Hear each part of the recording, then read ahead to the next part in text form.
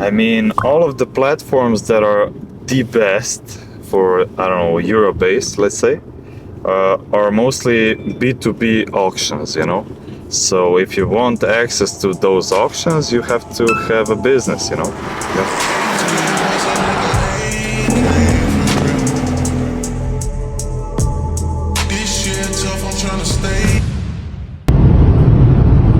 I love her so much.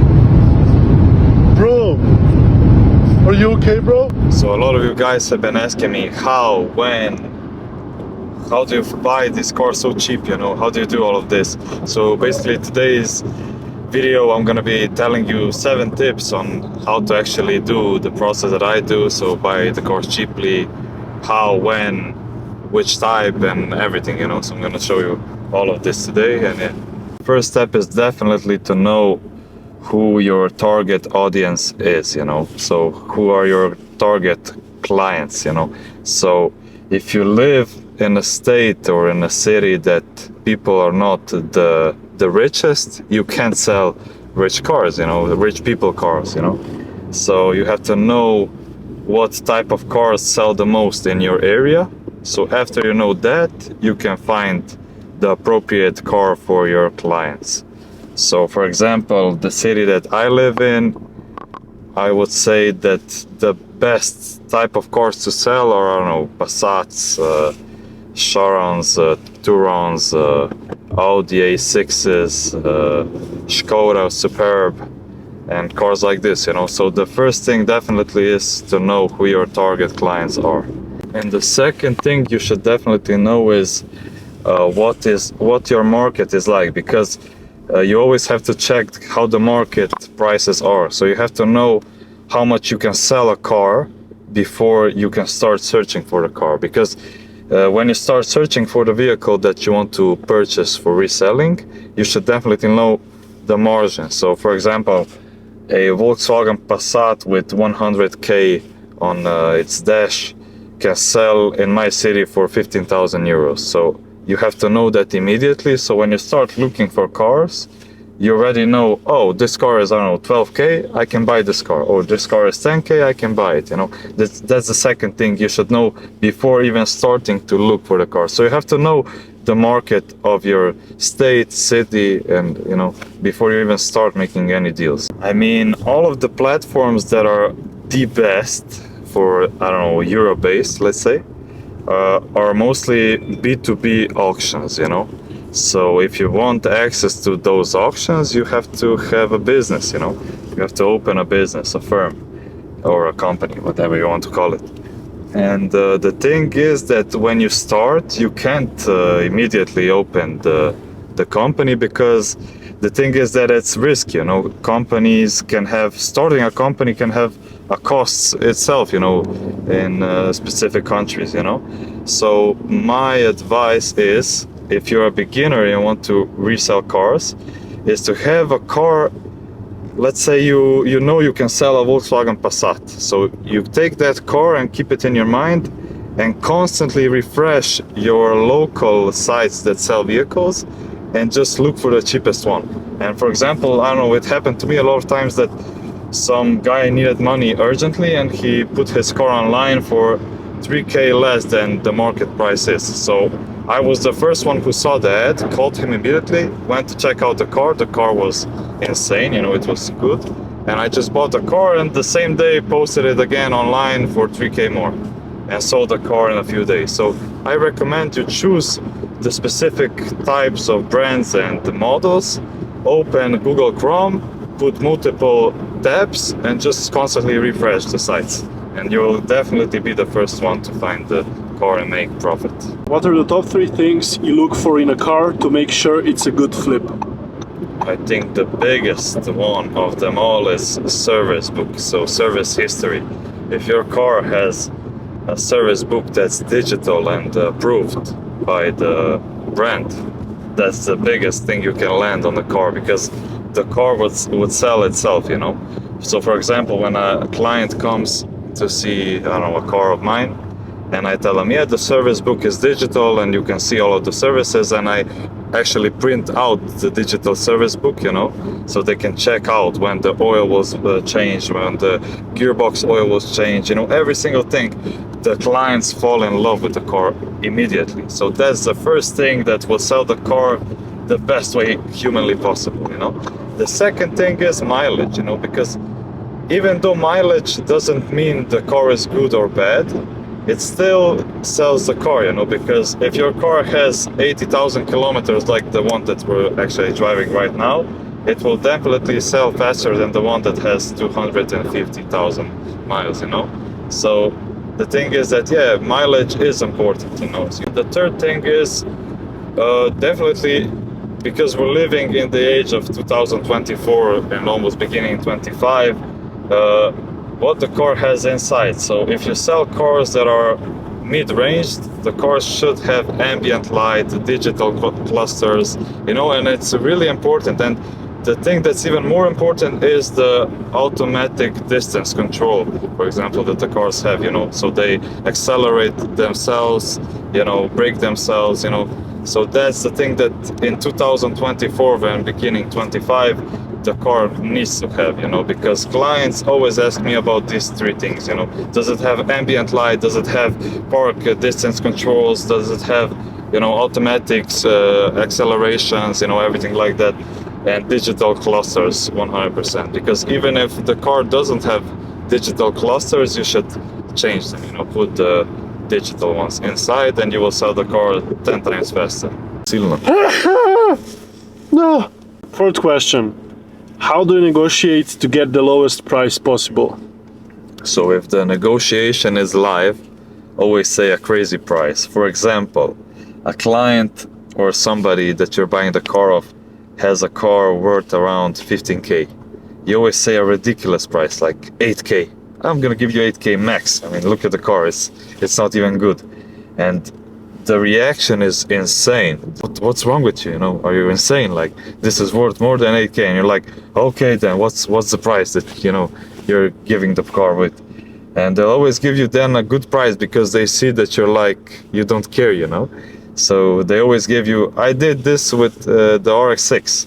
So I gave him, I think, 9k less than he actually wanted, and at the end he gave me like a 5k discount. And when I went to register the car, I actually saw the facture he had for the vehicle, and he earned like 2k on the whole thing, you know. He earned 2k on an RS6, which he invested more than 70k, you know. So it was insane, you know. So basically I got an RS6, gave him 2k profit and took 6k profit the same day for myself.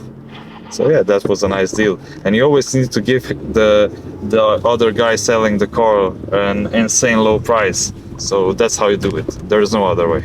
Well, the thing people don't understand is that you make the money when you buy the car and not when you sell the car. Let me explain. Because when you make the deal, when you negotiate the price, when you actually buy the vehicle, you have to buy it below market prices, and the price should be at least 30% lower, at least, because the thing is that the market is predictable, but sometimes it isn't, you know, because sometimes, I don't know, more vehicles can be made in a month, or something happens to the whole market that changes the prices, you know, or maybe a new model comes out of the same vehicle and the prices drop. So you always have to be 30% below the prices of the market, so you actually have the profits even if the car market crashes, you know. So basically a lot of people make decisions too quickly, you know. And I also made these mistakes when starting, because the thing is that you're so excited, and when you do these kind of deals, there's a bit of an adrenaline rush, and it's funny, but it's real. And the thing that I started doing is I take a few hours or maybe one day to think about the deal, you know, because when you let it rest for a bit, you actually see if the deal is good or bad. Because when you rush, you can make such a bad deal sometimes that you invest the money and at the end you just take the same money out, so you made zero profit. So that's why you should always take an hour or two to think about the actual deal and to see if the price is even good enough for you to invest your money, because investing money is also related to time, you know, so you have to think about taking out the necessary profit for the time invested. So yeah, that's what you should always do, you know. How do you calculate the potential profit on a car before purchasing it? So for example, if I'm buying the car through my computer, so on an auction or from a seller I already know, I always, before making the final bid or before deciding to buy the car, I check the prices of my market here in my city again, so I'm for sure what the prices are here. So I check and then I just calculate estimated costs. So for example, transport, I do the estimate cost with kilometers. Then I for example, if the car needs a repaint, I'll do the repaint costs. Then I'll calculate the washing prices, you know, the detailing prices. And all together I calculated with the documentation fees and stuff like that. And so the difference is my margin price, you know, the thing that I will earn. Let's say the car is 12K on the bid or whatever, you know. Let's say the cost is 12K of the vehicle. So, and you know you will sell the car 16K here. So the difference is 4K. But then you estimate transport costs will be another 500 euros. So you're on 3.5.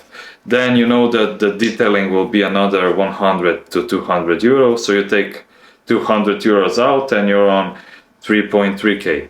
Then you already know that the state will take some of the money for homologation processes and the documentation process, and you already know you're going to lose another 200 euros, so you're on 3.1K. And then you also calculate, I don't know, if you know that there's a repaint or, I don't know, changing tires or something, you know, whatever it is, you calculate it, and let's say it's another 200 euros, you're on 2.9K, and that's your profit, you know.